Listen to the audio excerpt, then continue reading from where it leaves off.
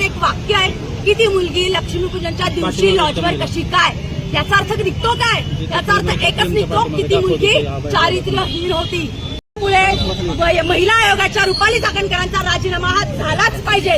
कारण डॉक्टर संपदा मुंडे यांचा जो काही मृत्यू झाला, आत्महत्या झाली, त्याला वेगळं वळण देण्याचं काम हे रुपाली चाकणकर यांनी केलेलं आहे. त्यांनी प्रेस कॉन्फरन्स घेऊन तिथे त्या मुलीचं चारित्र्यहनन केलं. कारण त्यांचं त्याच्यात एक वाक्य आहे की ती मुलगी लक्ष्मीपूजनच्या दिवशी लॉजवर कशी काय, याचा अर्थ निघतो काय? याचा अर्थ एकच निघतो की ती मुलगी चारित्र्यहीन होती. खरं बघायला गेलं तर जो बनकर नावाचा आरोपी आहे, प्रशांत बनकर, हा त्या मुलीच्या त्या मुलीला भाडेकरू म्हणून ठेवलेलं होतं आणि त्या रूमला प्रशांत बनकरनी कुलूप लावलं. म्हणून तिला नाईलाज असतं त्या लॉजवर राहायला जावं लागलं आणि त्याचं भांडवल रुपाली चाकणकर यांनी केलं. महिला आयोगाचे अध्यक्ष आहेत, त्यांच्या समर्थक महिला देखील या ठिकाणी समोर आहेत.